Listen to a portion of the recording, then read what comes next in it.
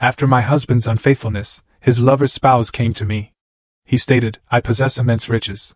Simply agree, and tomorrow we'll go to the municipal clerk's office to be wed." Okay, prepared to listen to something truly wild. What if the man you loved, the one you sacrificed everything for, didn't just cheat, he meticulously planned to utterly destroy you? And then, his mistress's billionaire husband shows up, offering you the most scandalous, yet powerful, revenge imaginable. That's exactly what happened to me. I remember it like it was yesterday. I was huddled in a secluded corner of a garden cafe in Soho, trying to be invisible behind a thicket of ferns. My Arnold Palmer was long forgotten, the ice melted, the lemonade and iced tea mournfully separating. 30 feet away, by a koi pond, sat my husband, Kevin. He wasn't alone. The woman across from him was Melanie. Dressed in a daring red silk slip dress that showcased endless legs, she was impossible to miss. And trust me, everyone in the cutthroat world of New York logistics and finance knew Melanie. She was the wife of Alexander Sterling, the chairman of Sterling Logistics, a true shark in the maritime shipping industry. Kevin was smiling. That same smile. The one I'd once loved so desperately, the one that had convinced me, a rigid and disciplined senior audit manager, to abandon my decade-long career at a Big Four firm. I'd liquidated my 401k, every stock option, every single penny I had saved, just to help him launch his construction company. And now, his hand, the one still wearing the platinum wedding band I'd picked out, was shamelessly caressing the back of Melanie's. I didn't cry. My eyes were bone dry. At 32, after years wrestling with numbers, with dry balance sheets and stressful tax seasons, I had forged an almost unbreakable cool. But that day, all I felt was a crushing weight in my chest, 1,000-pound stone suffocating me. Just a month prior, Kevin had come home looking utterly haggard. He spun a terrifying tale. His company was in deep legal trouble, facing liquidation. He pleaded with me to sign post-nuptial papers, assuring me it was just a formality to secure a loan. "Ava, it's just a formality," he'd whispered, his voice so sincere I hadn't suspected a thing. "I need to put this new property development under my name only to save us. If we're legally tied and the company goes bankrupt, the bank will seize everything. Just sign. As soon as this blows over, I'll reverse it all." I signed. Because I trusted him. Because I wanted to protect the future home for the children we hadn't even had yet. Now, the horrifying truth was unfolding before my eyes. There was no property development in jeopardy. There was only a treacherous man, plotting to build a new life on the ashes of his loyal wife's sacrifice. "Have you seen enough?" The voice was deep, gravelly, and came from just above my head. I jumped. I looked up to see a tall man in an expensive, custom-tailored charcoal suit. Angular face, eyes as deep-set and cold as a frozen lake in winter. It was Alexander Sterling, Melanie's husband. Without waiting for an invitation, Alex pulled out the chair opposite me. His demeanor was commanding, radiating the authority of a man used to giving orders. He placed a thick file on the table. The sharp thud of paper against dark wood was startling, final. "Your husband is spending my money," Alex stated, his tone flat, as if discussing a quarterly report. "And he's already paved the way to kick you to the curb." I looked from the file to Alex. "What do you want?" He didn't answer immediately. He pushed the file towards me. "Page 5. Have a look." With trembling fingers I opened it. Page 5. A notarized copy of the final judgment of dissolution of marriage. Dated 1 week ago. The crimson seal of the New York County Supreme Court felt like a sarcastic stamp on my ruined life. "How is this possible?" My voice cracked, barely a whisper. "He said he hadn't filed it yet. He said he was waiting until after the crisis. He filed it the day you signed." Alex cut in, his voice cold and brutal, but delivering a truth I desperately needed to hear. "And because you signed an agreement waiving all claims to marital assets to help him, you are, from a legal standpoint, left with nothing. The house you live in, the car you drive, even the money from your joint savings account that you gave him to invest, it all legally belongs to him." I dropped the file. The feeling of betrayal, of being utterly played, rose in my throat like bitter bile. I hadn't just lost a husband. I'd lost my self-respect. My faith in basic decency. I, Ava Reed, a top-certified CPA, courted by corporations, had been swindled in the most painful way by the man I shared my bed with. It was the single worst calculation of my life, and the cost was my entire youth and fortune. Alex watched my expression, his eyes narrowing in assessment. "Anguish doesn't solve problems. You're a finance professional. You understand the concept of cutting your losses better than anyone. That investment has been written off. It's time to think about restructuring." I looked up at him, forcing myself to regain my composure. I smoothed my hair, straightened my blouse collar. You didn't seek me out just to inform me that I'm a failure, did you, Mr. Sterling? A corner of his mouth twitched upward, a flicker of something like approval. Very sharp. Legally, you are now a single woman. I have also finalized my divorce from Melanie, but she was more cunning than you. She still holds significant financial power in my company because the asset division is still in litigation. She has people in my accounting department siphoning funds from the corporation to support your ex-husband. Alex paused, leaning forward and lowering his voice. I have a fortune worth hundreds of millions. But I need someone I can trust, someone with the professional expertise to audit my entire system and stop the flow of illicit money Melanie is funneling out. I need a legal wife to replace her, to use that authority to clean house.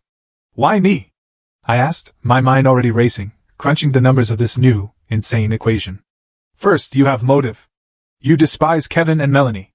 Second, your resume is impeccable. Former senior audit manager for a major retail conglomerate, CPA certified, with a reputation for being an iron fist when it comes to cost control. Third, and most importantly, neither of us has any faith left in love. We can collaborate based on mutual interest. He looked me straight in the eye, delivering his final offer. If you agree, be at the city clerk's office tomorrow at 8 a.m. We're getting married. I glanced over at the other table.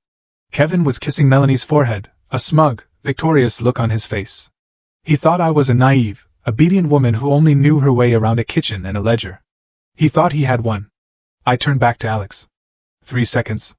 That's all the time I needed to decide on the biggest gamble of my life. I had already lost everything. I had nothing left to fear. Done, I replied, my voice firm. I agree, but I have one condition. I want full, unilateral control over Sterling Logistics' finance department. You are not to interfere with how I work. Alex stood, buttoning his suit jacket. I'll see you tomorrow, Mrs. Sterling. He left, leaving me with the file and a plan for revenge, beginning to form with chilling clarity in my mind. The next morning, I woke earlier than usual. I chose a simple but elegant ivory-colored sheath dress that highlighted a slender figure I usually hid under baggy office wear. I applied my makeup carefully, concealing the dark circles from a sleepless night spent reviewing corporate law. Staring at the woman in the mirror, I knew it wasn't the Ava of yesterday. That Ava had died with that divorce decree. At 7:05 a.m. sharp, I was standing in front of the Manhattan Municipal Building. A gleaming black Mercedes Maybach pulled up to the curb. The door opened and Alex stepped out. Today, he wore a crisp white shirt, no tie, looking younger and less severe than the day before. You're punctual, Alex said in lieu of a greeting. Professional habit, I replied succinctly. We walked inside. The marriage registration process was surprisingly swift, thanks to Alex's preparations. When the pen hit the paper, when I signed my name next to Alexander Sterling on the marriage certificate, I felt a jolt run down my spine. Not the thrill of love, but the excitement of a soldier being handed a heavy weapon before heading into battle. The city clerk handed us our 2 official copies. Alex took them and gave one to me. Welcome to Sterling Logistics, he said, using my first name for the first time. Thank you. I smiled, a professional, perfect smile. Stepping out of the building, the early morning sun made the certificate in my hand gleam. I took out my phone, placed the marriage certificate on the hood of Alex's Maybach, and took a crystal-clear photo. In the shot, my name and Alex's were side by side. The official seal, a brilliant red against the gleaming black paint, and the iconic stylized S hood ornament. I opened my contacts, found my love, a name I hadn't had the heart to change yet, and sent the photo with a short, concise message. Thanks for quietly setting me free. It allowed me to get the paperwork done just in time to become the legal wife of the chairman of Sterling Logistics this morning. Good luck to you and your mistress. The message status changed to delivered. Alex stood beside me, observing my actions without a word, just a slight smirk. You're more aggressive than I thought. In business, as in war, the element of surprise accounts for 50% of the victory, I said, putting my phone away. Now take me to the office. I need to start my work immediately. On the way to the Sterling Logistics headquarters, Alex handed me an employee ID card and an appointment letter. Chief Financial Officer. CFO. I raised an eyebrow. You trust me with this position right away? I don't trust you, Alex said bluntly. I trust your hatred and your competence. This position was previously controlled by Melanie through a puppet, the former head of accounting. I've fired him. I'm putting you in charge. You have the power of life and death in your hands. Use it well. I held the letter, feeling its weight. This wasn't just a job. It was a sword and a shield. I closed my eyes, visualizing the organizational chart of Sterling Logistics that I had studied all night. Melanie, though divorced, was still a major shareholder and knew many of the company's secrets. Her embezzlement couldn't have been a solo act. She had to have a network of accomplices. My mission was to sever every one of those ties, isolate Melanie, and most importantly, find proof that she and Kevin had colluded to launder money. I would make Kevin regret the day he underestimated a woman who kept the books. The car stopped in front of a towering 30-story glass skyscraper in the heart of the financial district. Alex got out and walked around to open my door. This gallant gesture wasn't for me, but for the hundreds of employees watching from the lobby. "Ready?" Alex asked quietly. "Always," I replied, holding my head high as I walked beside him. From that moment on, the war had officially begun. The phone in my purse began buzzing violently the moment I stepped into the private elevator reserved for the chairman. A glance at the screen confirmed it. "Kevin." I let it ring until it went to voicemail. It immediately started ringing again and again. My silence was the most exquisite form of psychological torture I could inflict on him right now. Meanwhile, in a luxury condo in Tribeca, Kevin was likely losing his mind. I could picture it perfectly. He'd throw his phone onto the sofa, his face beet red, pacing frantically. Melanie would be there, frowning, asking what was wrong. And when he showed her the picture I sent, the mask of makeup on her face would crack. When the elevator reached the 30th floor, I calmly answered the phone. "Hello?" My voice was as placid as if I were talking to a delivery guy. "Ava, what the hell is this? What is that picture? It's photoshopped, right?" Kevin's voice shrieked through the phone, cracking with panic. He couldn't believe it. Or rather, he didn't dare to. "You think I have the time to learn Photoshop?" I scoffed. "Black ink on white paper. A state seal. You're a business owner, Kevin. Can't you tell a real document from a fake one? When did you meet him? Were you cheating on me?" Kevin started with the accusations. The classic anthem of a thief crying foul. "Don't measure others by your own standards." I cut him off, my voice turning to steel. "You secretly finalized our divorce behind my back. The court has issued the decree. Legally, I was a single woman. Who I marry is my business. Besides, aren't you shacked up with my new husband's ex-wife? In business terms, we could call this a fair trade." Kevin was speechless. In the background, I heard Melanie snatch the phone. "You little bitch. You think you can just waltz into Sterling Logistics? As long as I'm here, you won't get anywhere." "Hello, Melanie," I replied, my voice sweet but laced with poison. "You're mistaken. I didn't waltz in to climb the ladder. I walked in as the chairman's legal wife, as the lady of the house. You, on the other hand, are just a shareholder now, an outsider. Oh, and I forgot to mention, I just accepted the position of Chief Financial Officer. The first thing on my agenda this morning is to conduct a full audit of all outstanding accounts between Sterling Logistics and Quild Construction, my dear ex-husband's company." "You wouldn't dare!" Melanie screamed. "Why not?" I continued. "I hear Quild owes Sterling a rather large sum for advanced material costs on projects where no work has even begun. As the new CFO, I find that debt to be a high-risk liability. I think I'll have to recall the funds immediately." "Ava, don't do this." Kevin grabbed the phone back, his tone shifting from rage to desperation. "We can talk about this. What do you want?"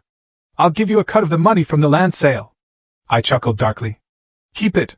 You're going to need a lot of it for the legal fees you'll be facing very soon." I hung up and turned off my phone. The elevator doors opened. Before me was the grand lobby of Sterling Logistics. Employees bustled about, but everyone paused to nod respectfully as Alex passed. They looked at me with curious, speculative eyes. Alex turned to me. A hint of admiration in his gaze. "You've scared them half to death. But threats are one thing. Execution is another. Just watch me," I said, clutching my handbag as I strode towards the finance department.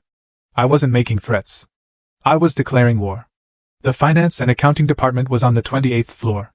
A thick glass door separated the world of numbers from the rest of the company. I pushed it open and walked in. Alex followed right behind me, a solid, powerful presence at my back. The room was buzzing with chatter, but it fell silent as we entered. It was clear the news of the chairman's whirlwind marriage had already spread. "Everyone settle down," Alex said. His voice wasn't loud, but it had an authority that commanded instant silence. All eyes were on us. He gestured toward me. "This is Ava Sterling, my wife, and the new Chief Financial Officer of this corporation. From this moment on, all decisions regarding expenditures and budget approvals must go through her. The official appointment will be sent via company-wide email in 5 minutes." A low murmur rippled through the room. I swept my gaze across the faces. In a corner, a middle-aged woman with thick gold-rimmed glasses was staring at me. Her expression wasn't one of surprise, but of open hostility. That was Brenda, the current head of accounting and Melanie's right-hand woman. I had studied the personnel files. Brenda was the one who had approved a slew of fraudulent expense reports for client entertainment, allowing Melanie to bleed the company dry. I walked directly to Brenda's desk. "Hello, Brenda. I need you to hand over all ledgers, digital signature tokens, and passwords for the ERP system. Immediately." Brenda stood up, crossing her arms in defiance, her attitude that of an untouchable veteran. "Mrs. Sterling, a proper handover takes time. There are years of records here.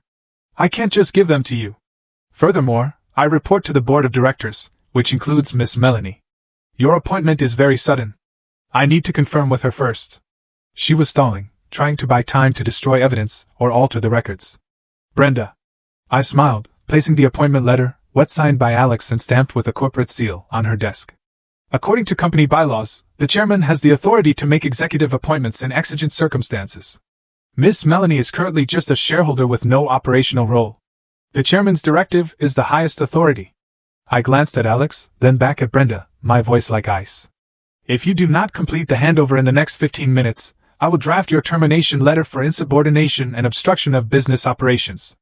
Concurrently, I will have your computer impounded and invite the NYPD's Financial Crimes Unit to investigate suspected embezzlement. Your choice, a quiet handover or leaving in handcuffs."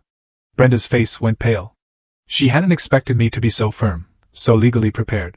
She looked to Alex for help, but he just stood there, arms crossed, with an expression that said, "I fully support my wife." Trembling, Brenda opened her desk drawer and took out a set of keys and a security token. "I'll start the handover." "Good," I said, turning to the stunned employees. "From today, our procedures are changing. Any expenditure over $5,000 must be personally approved by me. Anyone caught falsifying documents will write their own resignation letter before I find them. I started my career in forensic accounting. Don't try to play games with me." I instructed the IT department to immediately revoke Brenda's system access and change all administrative passwords. After Brenda had silently packed her personal belongings into a cardboard box and left, I sat down in the leather chair she had just vacated. I opened the computer and logged into the system. The numbers began to fill the screen. It was a chaotic mess, but it was also a treasure trove of evidence. The phone on the desk rang. It was an internal call from Melanie. "You've got a lot of nerve, Ava. Firing my people. This is just the warm-up," I replied, my fingers flying across the keyboard. "You should be more concerned about your own money. I'm seeing some questionable transfers to that media company your brother runs. The invoices for services rendered look highly irregular." The line went silent, then a sharp click as she hung up. I exhaled slowly, leaning back in my chair. The real fight was just beginning. I didn't just need to clean up this mess. I needed to set a trap that Kevin and Melanie would walk into themselves. Alex came over and placed a hot cup of coffee on my desk. "You handled that well. I didn't choose the wrong person. Don't praise me too soon," I said, taking a sip. The bitter coffee was a welcome shock to my system. "Brace yourself. A major storm is coming." The lights in the office were off, save for the cool blue glow of my computer screen. The clock on the wall read 10 p.m. Everyone else had gone home hours ago, but I was still buried in the digital ledgers Brenda had left behind. To me, numbers could talk, and these were screaming about fraud. I didn't need to be a movie hacker. I used the most fundamental auditing techniques, cross-referencing and verification. I opened the Q3 trial balance. One line item jumped out immediately. Third-party service costs had tripled compared to the same period last year. I drilled down into the details of the marketing and administrative expense accounts. A series of large payments for marketing services, event organization, and strategic consulting all led to a single vendor, Celestial Media LLC.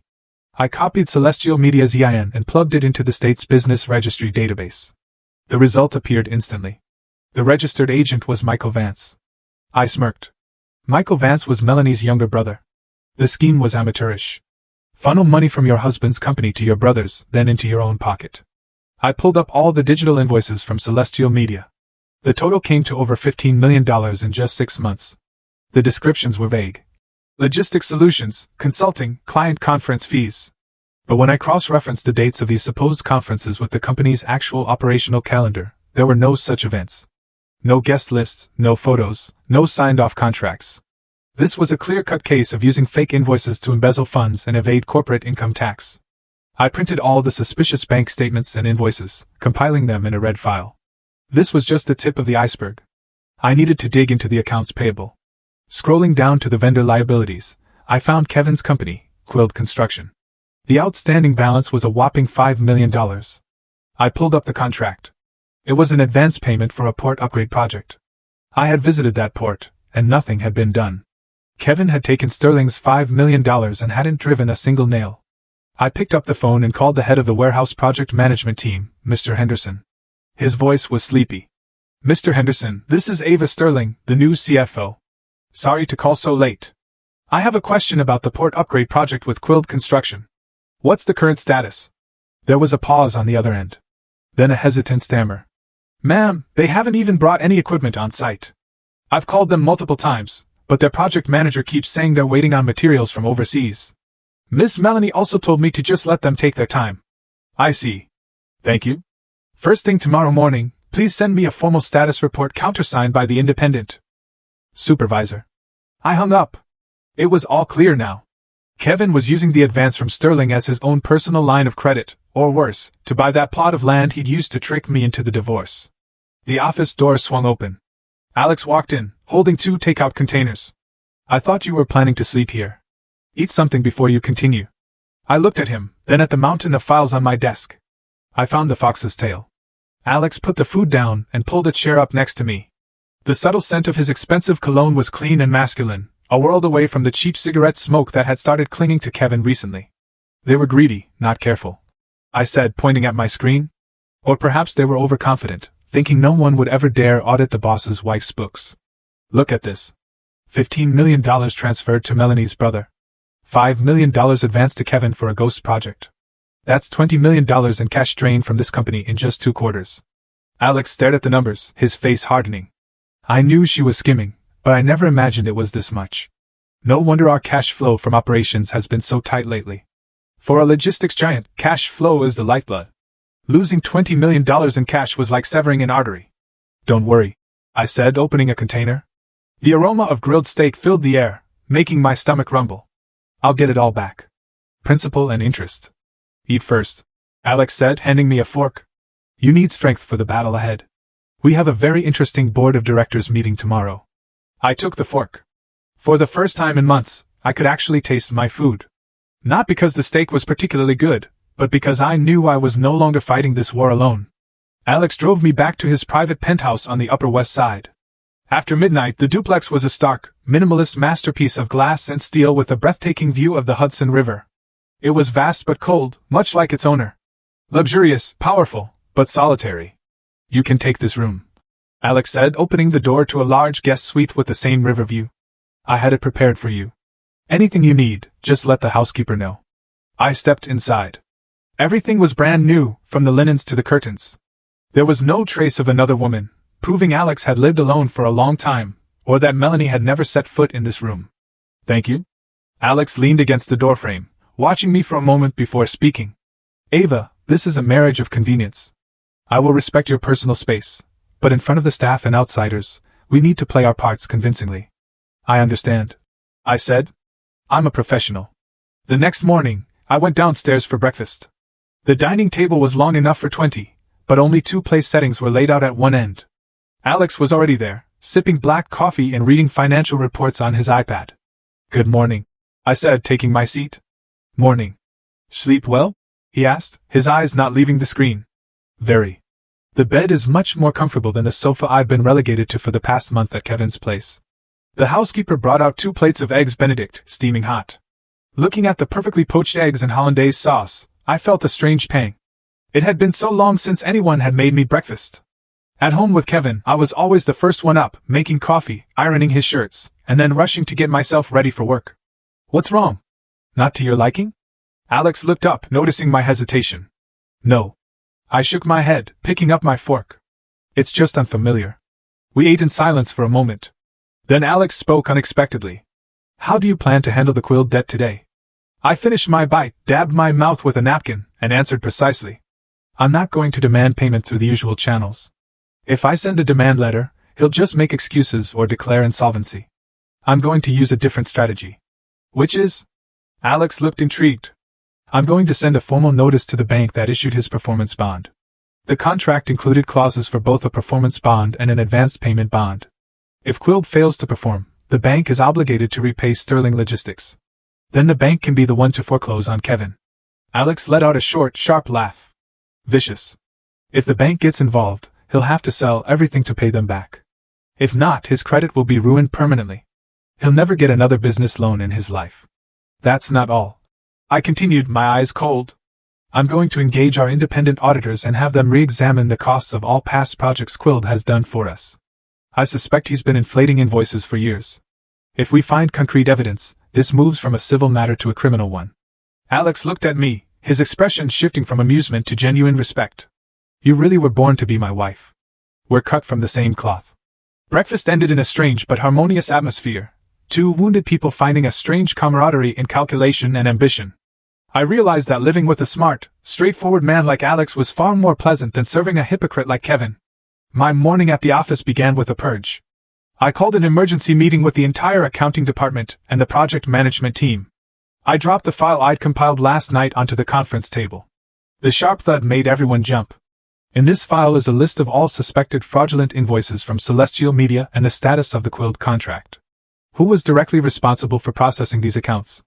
A young analyst timidly raised his hand. Brenda handled those directly, ma'am. We just did the data entry based on the paperwork she gave us. Data entry without checking the validity and reasonableness of the documents is negligence, I said sharply. From today, I am initiating a full process review. Anyone who comes forward now with information about past irregularities will be granted amnesty, and will keep their job. Anyone caught covering things up will be terminated and recommended for prosecution. My declaration was like a bucket of ice water on anyone considering staying silent. Immediately after the meeting, 3 employees knocked on my office door, asking for a private word. From their testimony, I pieced together the full picture of Melanie and Kevin's money laundering scheme. Kevin wasn't just embezzling from his own construction company. He was using Quild as a vehicle to process fake invoices for Sterling Logistics. When Sterling needed to reduce its taxable income, Melanie would direct Kevin to issue fraudulent invoices for labor and materials. Money flowed from Sterling to Quild. Kevin would then withdraw the cash, keep a percentage, and give the rest back to Melanie. It was a perfect closed loop, but they made one fatal mistake. The flow of money didn't match the actual flow of goods and services. I sat at my computer, mapping out the cash flow diagram. Arrows went from Sterling to Quild, from Quild to Kevin's personal account, and from Kevin's account to an offshore account in the name of Carol Miller at a foreign bank. I zoomed in on the name. Carol Miller. Not a stranger. It was Kevin's own mother. Her name was Carol. I shivered. Kevin was using his own mother's name on a foreign account to hide dirty money. He hadn't just deceived me. He had dragged his sweet elderly mother from Ohio into a federal crime without her knowledge. His callousness had reached a new low. The door burst open. This time it wasn't Alex, but Melanie. She stormed in without knocking, flanked by 2 large bodyguards. What the hell do you think you're doing? Why has the bank frozen Quild's accounts? Melanie roared, slamming her hands on my desk. I calmly took off my reading glasses and looked at her. Hello, Melanie. Entering my office without knocking is a violation of company policy. As for a bank freezing a vendor's account, that's the bank's business. Why are you asking me? Unless you have a personal stake in my ex-husband's company, don't play dumb with me. Melanie snarled, pointing a finger at my face. You sent the notice demanding the return of the advance payment, didn't you? You're trying to ruin Kevin. I am simply fulfilling my duty as CFO. Shareholder money cannot be wasted. $5 million is not a small sum. If Quild can demonstrate its ability to complete the project, I'm sure the bank will unfreeze the account. You seem overly concerned. Melanie gritted her teeth. You're good. I'm warning you, Ava. If you touch my interests, I will make your life a living hell. You think Alex loves you? He's just using you. At least he's using me openly and legally, I said, standing up to face her.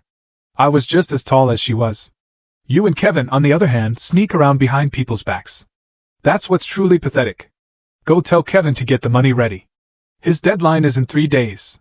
Melanie scoffed and spun on her heel, storming out. I knew she was scared.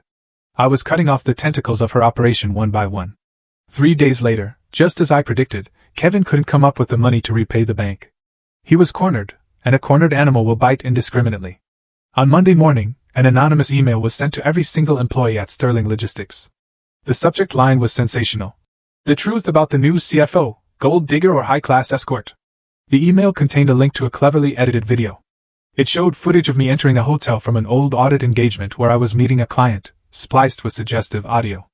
Below was a fabricated article claiming I'd been having an affair with Alex for years, that I'd plotted to steal Kevin's assets, and then dumped him for a billionaire. The entire company was buzzing. The looks I received in the hallway shifted from awe to contempt and morbid curiosity. I sat in my office, my hand gripping the mouse so tightly my knuckles were white. Kevin was even more pathetic than I'd thought. He wanted to use public opinion to destroy my reputation and force me to resign. My phone rang. It was Alex. "Have you seen the email?" His voice was unnervingly calm. "I have. He's playing dirty. Don't worry. Stay in your office.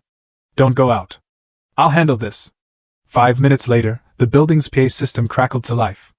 Alex's voice, sharp and commanding, echoed through every floor, requesting all employees to gather in the main lobby immediately. I went down as well. Alex stood on a raised platform, his face a mask of cold fury. Beside him were the head of IT and the company's general counsel. "I have just been made aware of an email slandering my wife, Ava Sterling," Alex announced, his voice reverberating through the vast space. "I am here to state unequivocally that this is a malicious and baseless lie. Our IT department has already traced the IP address of the sender. It originated from a public internet cafe near the private residence of Mr. Kevin Miller, director of CLERK'S Construction." Alex gave a signal. The large screen behind him lit up with security footage from the internet cafe. There, clear as day, was Kevin, wearing a baseball cap and a face mask, hunched over a computer at the exact time the email was sent. A gasp went through the crowd. "Our legal team is currently filing a lawsuit against Mr. Miller for libel and defamation under New York state law," Alex continued. "Furthermore, I want to make one thing clear. Any Sterling Logistics employee found discussing or sharing this false information will be terminated immediately. We are a Fortune 500 company, not a high school cafeteria for cheap gossip." The crowd was dead silent. Alex had extinguished the fire of rumor the moment it started, using irrefutable proof. He then turned to me, his gaze softening slightly. "There's one more gift I have for him." Alex handed me a blue folder. "What's this?" I asked. "Kevin's loan portfolio from a private lender. He took out a high-interest $2 million loan using his equipment, his workshop, and even his parents' house in Ohio as collateral.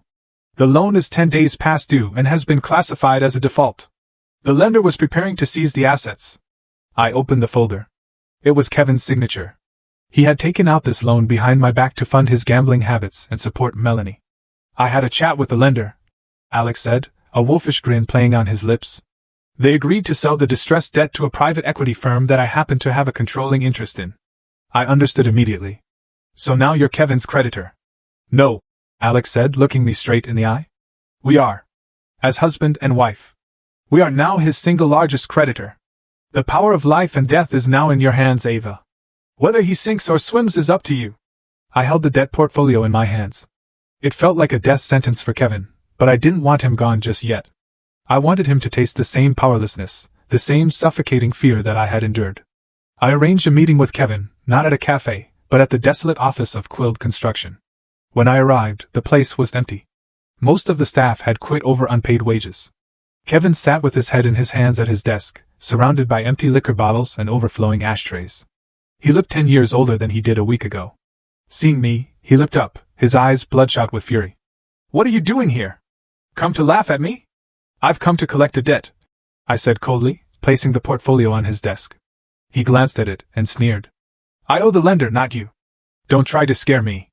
The worst they can do is take the workshop. I don't give a damn." "Look more closely," I said, pointing to the debt assignment agreement. "The lender sold your debt to Sterling Capital Investments, and the legal representative of Sterling Capital is coincidentally me, Ava Sterling." The color drained from Kevin's face. He snatched the paper, his hands shaking violently. "No, this can't be. How could you afford to buy my debt? It was him, wasn't it? It was Sterling. Who's behind it doesn't matter. What matters is that I am now your creditor. And according to the terms of your loan, I have the right to demand the immediate surrender of all collateral assets to settle the debt."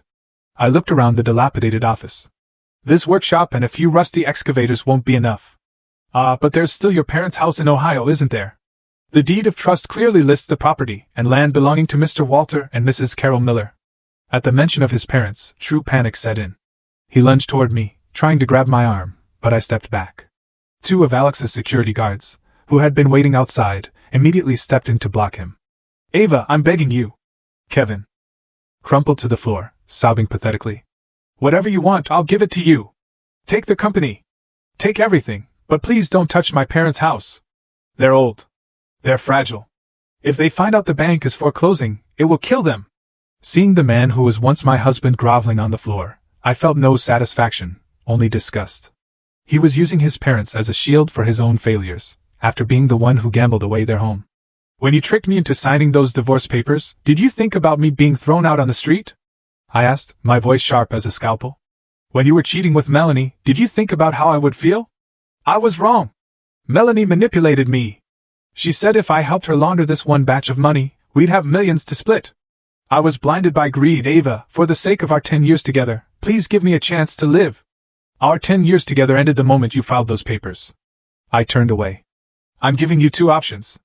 1. You sign over all shares of Quilt Construction and that new plot of land to me as payment against the debt. 2. Tomorrow my lawyers will begin foreclosure proceedings on your parents' home. Kevin looked up, his face ashen. That land is the last thing I have. You have no bargaining power. You have 5 minutes to decide. I looked at my watch. Each tick echoed in the heavy silence like a hammer striking Kevin's nerves. I'll sign, he whispered, his head hung in defeat. I'll sign. I signaled to my lawyer, who had been waiting with the prepared documents. Kevin took the pen, his hand shaking, and signed each page. Each signature seemed to drain the life out of him. Holding the signed documents, I felt a sense of release. I had taken back what was mine, and more importantly, I had stripped him of his ability to commit further crimes. You're broke now, Kevin, I said. My final words to him before walking out the door. Try to live an honest life. Don't make your parents suffer anymore. Outside, Alex was waiting in the car. He gave me a slight smile. Finished? It's finished, I sighed. Are you happy?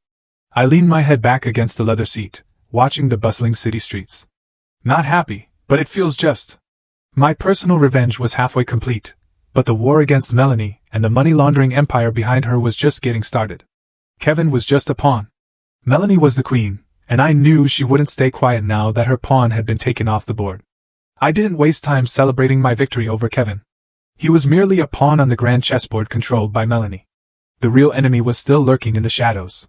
And to draw her out, I needed another pawn, one who was once Melanie's closest confidant, Brenda. After being fired from Sterling Logistics, Brenda found herself unemployable. With a termination for professional misconduct on her record, no reputable company would touch her. I had a private investigator follow her and learned she was living in a rundown rented house on the outskirts of the city, hounded daily by loan sharks for her gambling debts. It was time for my next move. On Wednesday afternoon, I drove to a quiet cafe in Queens where I had arranged to meet Brenda. When I entered, she was hunched in a corner, her hands trembling around a glass of water. She looked 20 years older than when she had been the imperious head of accounting. Seeing me, her eyes filled with terror. She started to get up and run.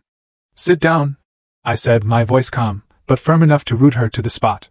If you walk out that door, I will forward this file to the district attorney's office immediately. I placed a brown envelope on the table. Brenda stared at it, swallowing hard. What? What do you want? I'm fired. I have nothing left for you to take.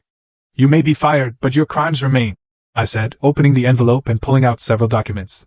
This is evidence that you colluded with an auto repair shop to inflate maintenance costs for the company's truck fleet for the past 3 years. The total amount you personally pocketed exceeds $200,000. That's grand larceny, Brenda. The sentencing guideline is 5 to 15 years in prison. The blood drained from her face. She slid from her chair and knelt right there by the table.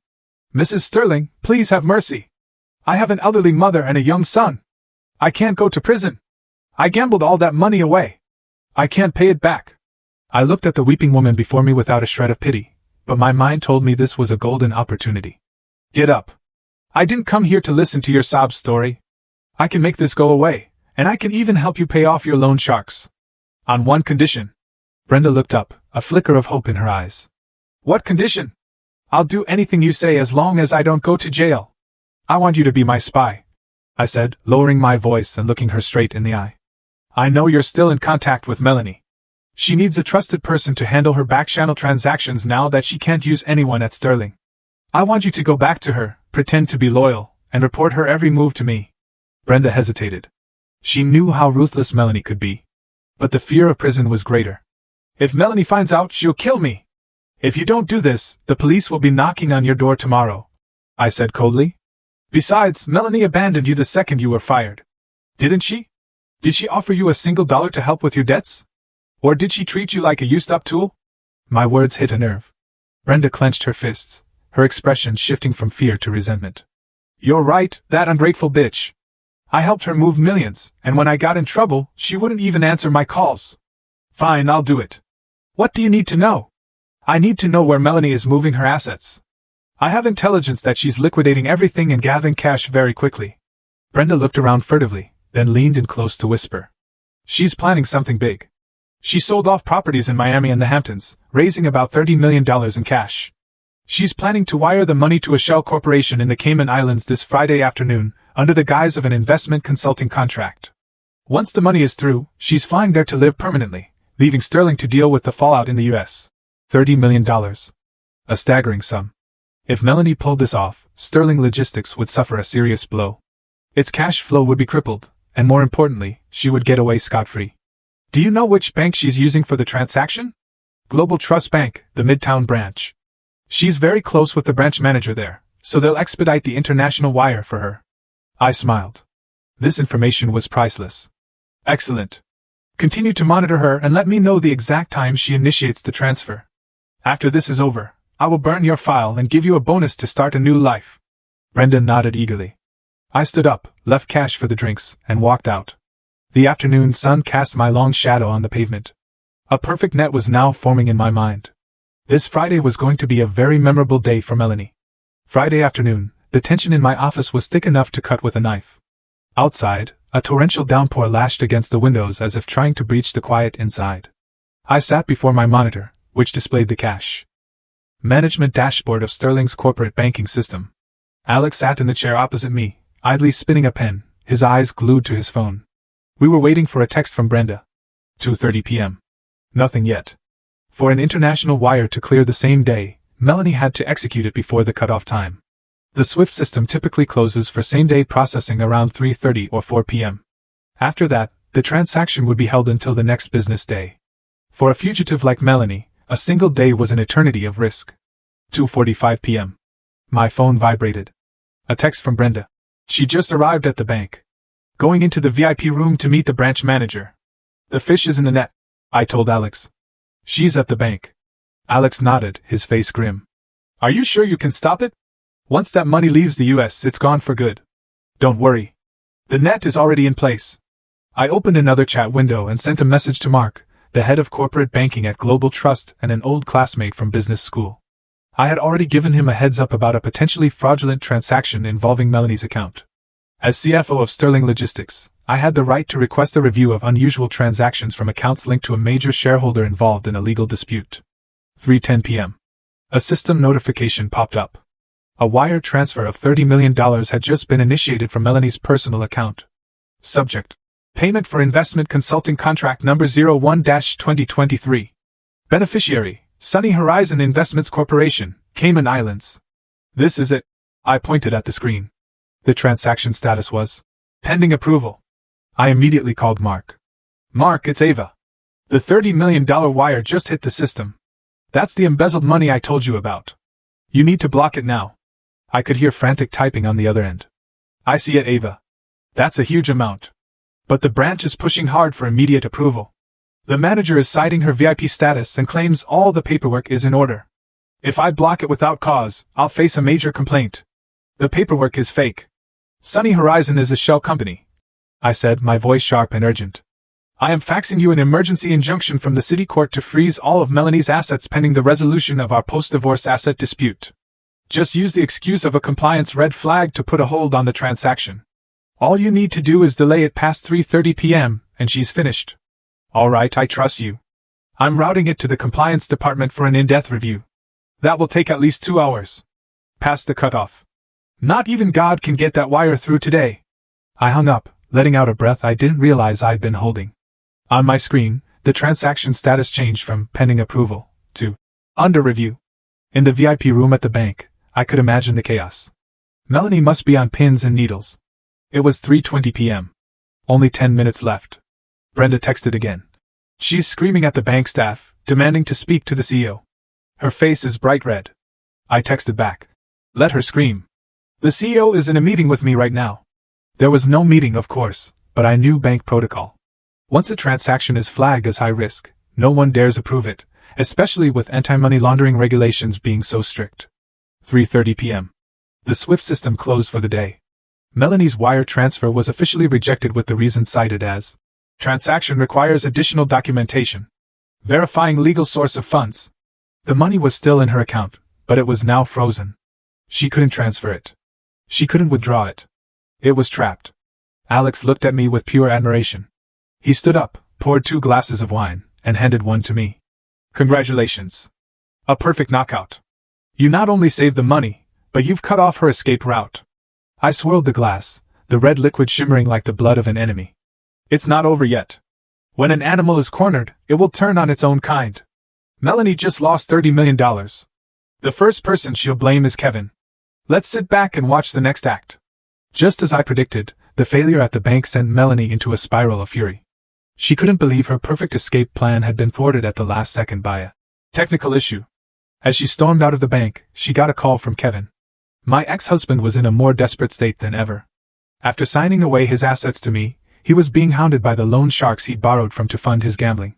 They had surrounded his parents' house in Ohio, and he was hiding out in a cheap motel, calling Melanie. His voice was frantic. They're threatening to kill my whole family if I don't pay them back $500,000 by tonight. Please, just lend me something. I'll be your slave for life. I'll pay you back. Melanie, already seething over her frozen $30 million, exploded. Shut up, you useless idiot! She screamed into the phone. All traces of her sophisticated veneer gone. I'm in deep trouble myself. Your pathetic ex-wife managed to get my accounts frozen. You're a worthless parasite. If you hadn't been so stupid as to get divorced so quickly, she wouldn't have had the leverage to do this. What are you talking about? Kevin was stunned. What does Ava have to do with this? Ask her yourself. She's the one who blocked my money transfer. You and her are two of a kind. Don't you ever call me again. Melanie hung up and blocked his number. She got in her car and ordered the driver to her private mansion where she kept her remaining valuables, jewelry, diamonds. She had to find another way out, maybe by land across the Canadian border. On the other end of the line, Kevin dropped the phone. His last hope was gone. He sank to the floor of the grimy motel room, surrounded by empty instant noodle cups. He had lost everything, his wife, his house, his career, and now his mistress, the woman he thought would make him a king. From the hallway, he heard heavy footsteps and angry shouts. Kevin, where are you? Come out. You can't hide from us forever. Terrified, Kevin looked out the window. The 3rd floor. Not high enough to kill him, but high enough to break his legs. There was no escape. In his desperation, a familiar, cowardly idea took hold. Fake an injury to evade responsibility. He grabbed a small fruit knife from the table and made a shallow cut on his wrist, enough to draw blood, but not life-threatening.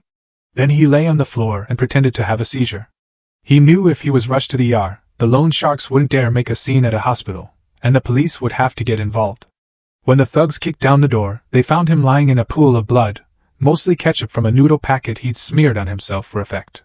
Panicked at the thought of a murder charge, they fled. The motel owner rushed in, saw the scene, and immediately called 911. Kevin was taken to the nearest hospital. He lay on the gurney, eyes squeezed shut, but his ears were open, listening. I'm safe, he thought. At least for tonight. But he didn't know that news of his attempted suicide had been relayed to me by Alex's people almost instantly. He's putting on a show, I said, watching the motel security footage on my tablet. The way he was smearing ketchup on his arm was truly pathetic. What do you want to do? Alex asked, adjusting his tie. Pay a visit to an old friend? We have to. After all, we were married for 10 years. Besides, I need to deliver a final prescription to cure him of his delusions. The emergency room smelled strongly of antiseptic. Kevin lay in a bed, his wrist bandaged, an oxygen mask over his face. He was feigning a deep coma, but I noticed the heart monitor was beeping steadily, even a little fast from anxiety. Alex and I walked in. I was dressed in all black, carrying a bouquet of white chrysanthemums, flowers for a funeral. Alex was beside me, holding a black leather briefcase.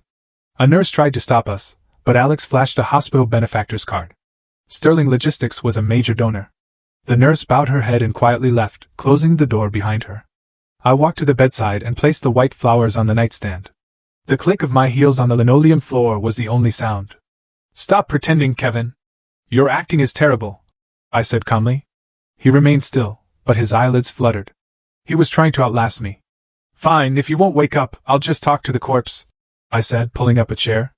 The doctor said the cut on your wrist was superficial. 3 stitches.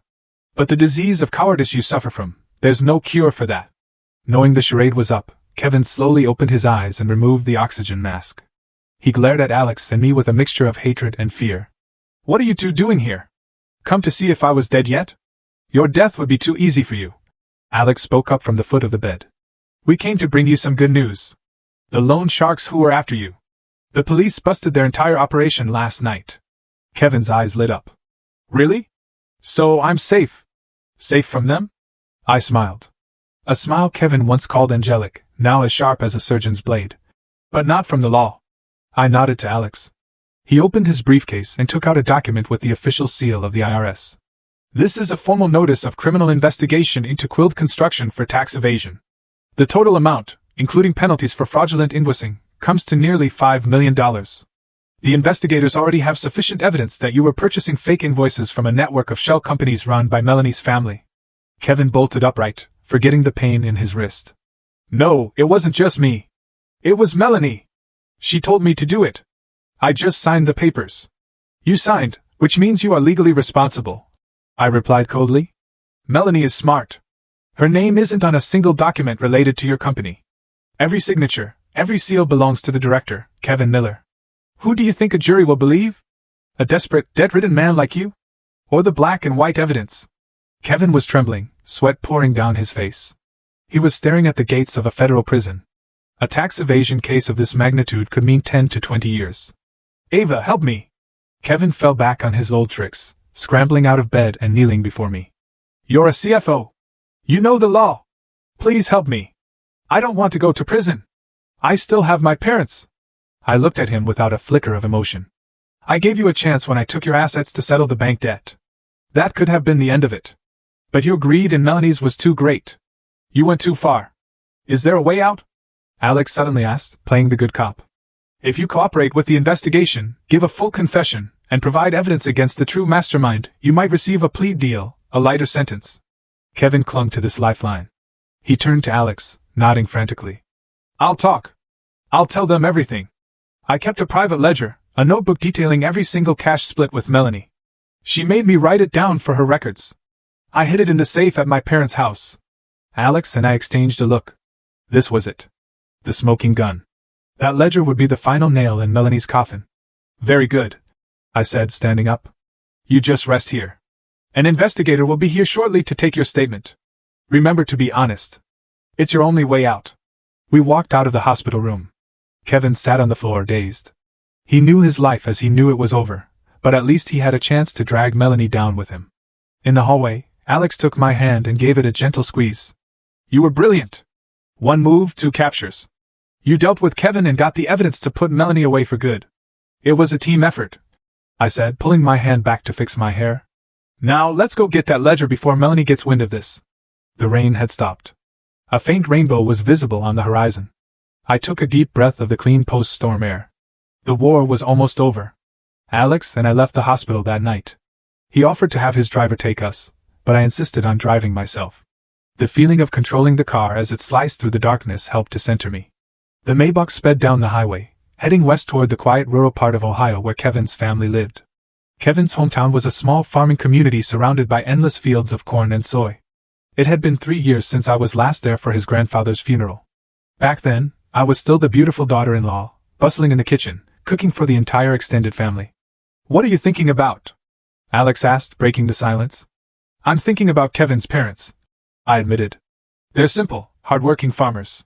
They loved me. I can't imagine how they'll react when they find out what their son has become and that the daughter-in-law they cherished is the one sending him to prison. Alex sighed, staring out at the dark landscape. That is the tragedy of greed. Kevin chose this path. He has to face the consequences. And you, Ava, you are doing the right thing. If you let them continue, how many other families would be ruined by their dirty money? I nodded, but my heart was still heavy. Justice sometimes felt cruel. At 3 a.m., our car pulled up in front of a familiar 3-bedroom ranch house with a red front door. The white picket fence was a little worn, but the bougainvillea trellis by the porch was in full glorious bloom under the soft yellow glow of the street lamp. I stepped out of the car, the cool night air seeping into my skin. A dog started barking from the backyard. A moment later, a light flicked on inside, and the front door opened. Kevin's father, Walter, emerged, wearing an old flannel shirt over his pajamas, a flashlight in his hand. "Who's out there?" he called out, his voice raspy with sleep. "Dad, it's me, Ava," I said. Walter squinted. Then his face lit up. "Ava, child, what are you doing here at this hour? Where's Kevin?" He hurried to open the gate. "Carol!" Kevin's mother rushed out behind him, grabbing my hands. "You came all this way and didn't even call. Oh, you're freezing. Come inside, come inside." Their genuine warmth made my heart ache. They knew nothing about the divorce, nothing about the nightmare unfolding hundreds of miles away. Kevin had hidden everything from them. "We were just passing through on urgent business," I said, introducing Alex briefly. They welcomed us in with homespun hospitality, making tea and offering cookies. The house was exactly as I remembered it, simple, cozy. The wedding photo of Kevin and me was still hanging on the living room wall. Our beaming smiles from that day now looked like a bitter joke. "Mom, Dad," I began, setting down my teacup and taking a deep breath for courage. "I'm sorry. I'm not here for a social visit. I'm here to retrieve something Kevin hid in your safe." Walter looked surprised. "Something he hid?" "He just said that safe was for the property deeds. He was hiding evidence of a crime." "Dad," I said, deciding directness was the only way. "Kevin has been involved in illegal business dealings, tax evasion, and money laundering. The authorities are investigating. If I can't get this evidence to them and plead for leniency, he could be in prison for a very long time." Carol dropped her teacup, and it shattered on the floor. She gripped the edge of the table, trembling. "What are you saying? Our Kevin? He's such a good boy. He's changed, Mom. He fell in with the wrong people. Got greedy. Please believe me, I'm the only one who can help him right now." Walter stared at me, his old, kind eyes filled with an unbearable pain. He knew me. He knew I wouldn't lie. He stood up silently and went into the bedroom. A moment later, he returned and placed a small wooden box on the table. "He sent this last week. Said it was a good luck charm for his business. Told us never to open it. Is this it?" I opened the box. Inside was a black, leather-bound notebook and a USB flash drive. I flipped through a few pages. It was Kevin's handwriting, meticulously recording dates, amounts received from Melanie, where the money went, and who got what percentage. This was it, the ledger of their crimes. I closed the notebook and took Carol's wrinkled hand in mine. "Thank you. I promise I will do everything I can to get his sentence reduced, but there's something else I have to tell you." "What else could there possibly be?" Carol whispered through her tears. "Kevin and I are divorced." The air in the room froze. Only the ticking of the grandfather clock in the corner marked the passing of time. Carol broke down, sobbing uncontrollably. Walter slumped into his chair, his elderly face seeming to crumble. I couldn't stay any longer. I was afraid I would break down too. I left an envelope of cash on the table, my first month's salary from Sterling. "Please take this for your expenses. I have to go now to make it back in time." Alex and I walked quickly to the car. Carol's heartbroken sobs echoing in the quiet night. Once inside, I buried my face in the steering wheel and finally let the tears come. "Let it out," Alex said, placing a gentle hand on my shoulder. "You've done all you could." I cried until I had no tears left, for the end of a 10-year marriage, for two innocent old people, and for my own lost naivete. As the first light of dawn broke on the horizon, I wiped my eyes and started the car. "Let's go home, Alex. We have an appointment with the police. Melanie isn't getting away." At 8 a.m. on Monday, the Sterling Logistics headquarters was surrounded by police cars and news vans. The story of the billion-dollar money laundering scandal had been leaked, partly, of course, due to a well-placed tip from Alex's PR team. Alex and I watched from his office, monitoring the scene on the security cameras. "Has the evidence been delivered to the authorities?" Alex asked his chief counsel over the phone. "Delivered at 6 a.m. this morning, sir. The chief of the Economic Crimes Division reviewed it personally and signed an emergency warrant for the arrest of Miss Melanie Vance." "Good. And Kevin Miller?" "He's being transferred from the hospital to a detention center, as we speak." I looked out the window at the storm clouds gathering over the city. The legal storm had finally made landfall. Meanwhile, at Melanie's mansion in a gated community, chaos reigned. After a sleepless night, Melanie was frantically stuffing jewelry, watches, and cash into a large suitcase. She could feel the net closing. Unable to move her money through the bank, she was resorting to her backup plan: escape by land to Canada, then fly to Europe. She had already paid a coyote $50,000 to arrange it. "Hurry up!" she snapped at her maid. Forget the Hermes bags. Just get the diamonds. The doorbell rang, sharp and insistent. Melanie jumped, dropping a diamond ring. She looked at the security monitor. Police. Dozens of heavily armed officers were at her gate. A commanding officer with a bullhorn was ordering her to open the gate and cooperate. Melanie Vance, we have a warrant for your arrest. Melanie's face went white. She ran for the back door, which led to a private dock on the river where a speedboat was waiting, but she had miscalculated. Alex and I had anticipated this. When Melanie threw open the back door, she froze. Standing there, blocking her path, were not her hired boatmen, but two grim-faced federal agents. Going somewhere, Miss Vance? One of them asked dryly. Melanie stumbled backward, dropping the suitcase. Cash and jewels spilled across the patio. She turned to run back inside, but the tactical team had already breached the front gate and was swarming the house. Trapped, Melanie screamed in desperation. I'm innocent. You can't do this. This is a setup. I want my lawyer. An officer coldly read her rights and snapped handcuffs on her wrists. The once powerful queen of logistics, now disheveled and defeated, was led away. Her image, captured by dozens of telephoto lenses, was broadcast across the world within the hour. The stock prices of any company associated with her family plummeted. I turned off the television. It's over. My phone buzzed. A text from an unknown number, but I knew it was Brenda. Thank you, Mrs. Sterling. I saw the news. As promised, I will disappear from this city. I deleted the message. Brenda was just another victim of greed and weakness. I had no desire for further retribution. Alex poured 2 glasses of wine and handed one to me. To justice. I clinked my glass against his, but I didn't feel the elation I had expected. This victory tasted of Carol's tears and the bitterness of betrayal. I looked at Alex, the man who had stood by me through this entire war. He was looking back at me, his gaze no longer cold and calculating, but filled with a deep understanding. I'm tired, I said softly. Rest. Let the lawyers handle the rest. You've earned a day off. I smiled, and for the first time, it felt light and genuine. 1 month later at the detention center, I was permitted to visit with Kevin to finalize some legal paperwork regarding the assets. He was rail-thin, his head shaved, swimming in an oversized prison jumpsuit. He wouldn't meet my eyes. How are you? I asked the question, both a formality and an irony. Barely alive, he mumbled. It's only in here that I understand the price of what I did. I dream about my parents, about you every night. Your parents are fine.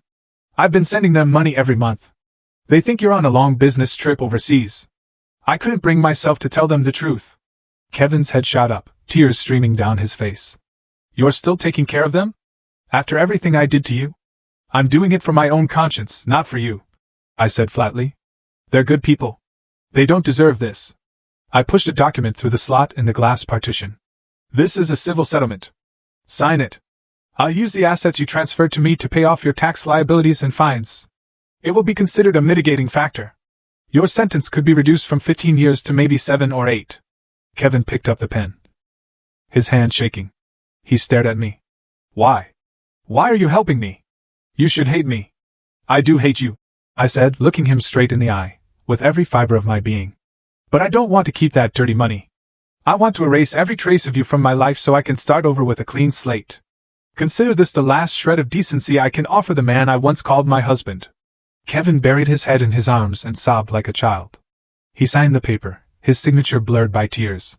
Leaving the visiting room, I ran into Melanie's lawyer. He shook his head wearily when he saw me. How is she? A mess. She still refuses to confess. Just screams about suing you and Mr. Sterling. But the evidence in the ledger and Kevin's testimony is airtight. She's facing life without parole for masterminding the whole scheme. All her assets are frozen. No one can save her now. I nodded and walked away. Melanie and Kevin, the two who had colluded to destroy me, were now tearing each other apart in prison. Their unholy alliance had crumbled. Stepping out of the detention center, I was met by brilliant sunshine. Alex was leaning against his car, waiting for me. In his hand was a bubble tea. My favorite guilty pleasure. Something I'd mentioned offhandedly once. All done? He asked, handing me the drink. All done. A weight has been lifted. Then let's go home. There's a major shareholder meeting this afternoon. The CFO can't be absent. I took a long sip of the cool, sweet tea, the taste washing away the bitterness of the past.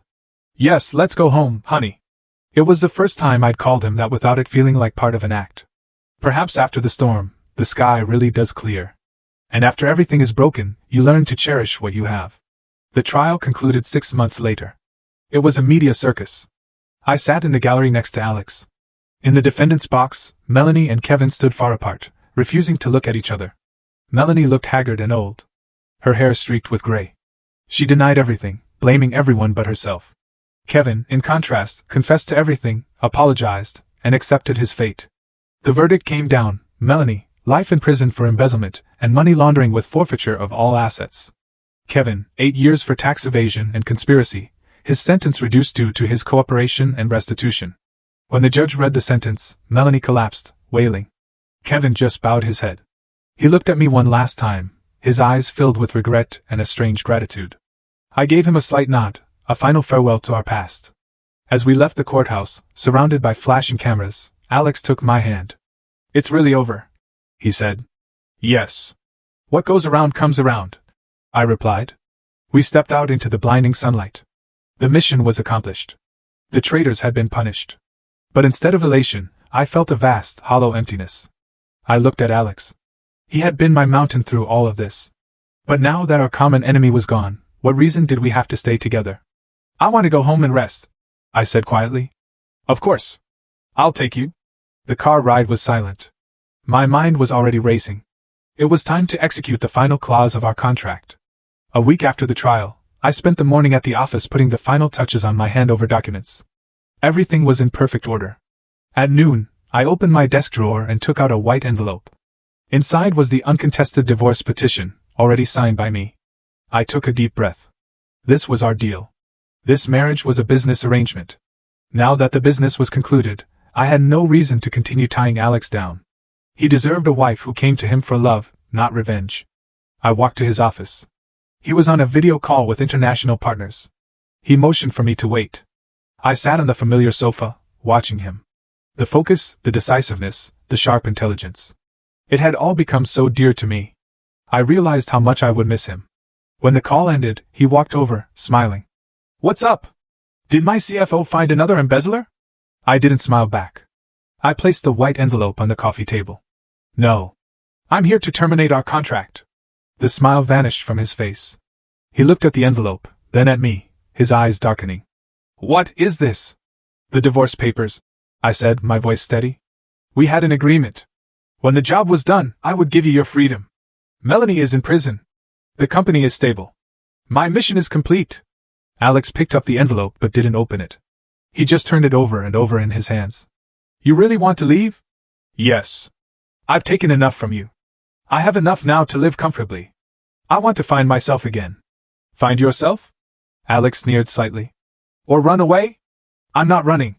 I'm honoring our agreement. You're a businessman, Alex. You of all people understand the importance of a contract." I stood up, unable to meet his gaze any longer. "I've already packed my things at the penthouse. Thank you for everything. Goodbye." I turned and walked away, each step feeling like it was weighted with lead. I waited for him to say something, to ask me to stay, but all I heard was a deafening silence. I closed the door behind me, and the tears began to fall. I moved back into a small condo I'd bought with my own money. For 3 days I tried to resume a normal life. Yoga, shopping, seeing friends, but my mind was a wreck. I kept checking my phone. Nothing. Alex never called. On the 4th day, my doorbell rang. I looked through the peephole and my heart leaped into my throat. It was Alex. I opened the door. He looked tired, but as impeccable as ever in his suit. He walked straight past me into the apartment. "What are you doing here?" I asked, trying to sound strong. "Did you sign the papers?" He didn't answer. He pulled the divorce petition from his jacket pocket. In front of me, he tore it in half, then in quarters, then crumpled the paper into a ball. "As chairman," he said flatly, "I do not approve this resignation. This is ridiculous. This is our marriage, not the company." He stepped closer, backing me against the wall. So close I could feel the warmth radiating from him. "To me, they are one and the same. Listen to me, Ava. My assets are worth hundreds of millions. My books are a nightmare. I have thousands of employees. I can't manage it alone. You are the only person who knows every corner of this company. The only person I trust implicitly. Are you really going to abandon ship now and leave me to handle this mess?" "You can hire another CFO," I whispered. "I can hire a CFO. I can't hire a wife." he said, his eyes burning into mine. I don't need a trophy to display in my home. I need a partner, someone strong enough to stand beside me, smart enough to challenge me, and ruthless enough to protect this family with me. That person is you. But we started with a contract.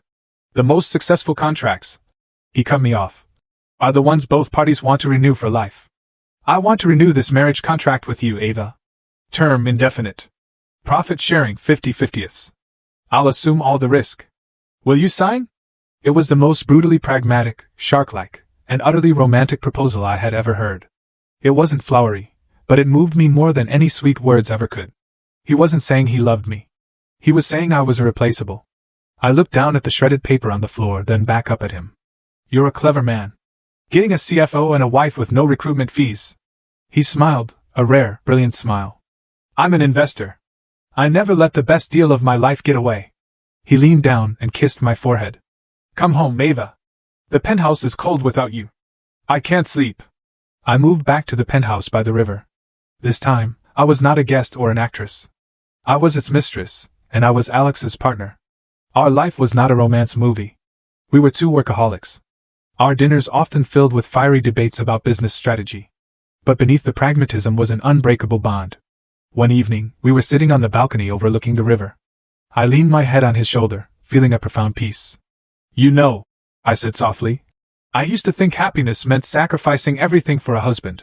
Now I know true happiness is being yourself, being respected, and conquering new heights with the person you love. Alex squeezed my shoulder. You taught me that a woman can be the most brilliant warrior. Thank you for walking into that cafe. Thank you for agreeing to my crazy contract. And thank you? I laughed. For not signing my divorce papers. Never, he said, kissing my hair. I'm a shark. Once I bite, I never let go. His phone buzzed. He glanced at it and smiled. The quarterly report is in. Profits are up 30%. All thanks to my wife. So, what's my bonus? I asked playfully. You get me for the rest of my life.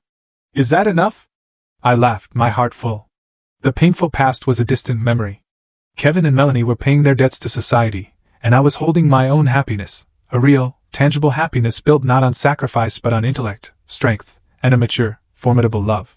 The marriage contract, born of revenge, had become a lifetime commitment, the most successful merger either of us had ever negotiated. So, after hearing my story, I have to ask, what would you have done in my place when Alex made that outrageous offer? Have you ever had to make a choice that felt both impossible and incredibly right, all at the same time? Let me know in the comments below. I'm genuinely curious to hear your thoughts.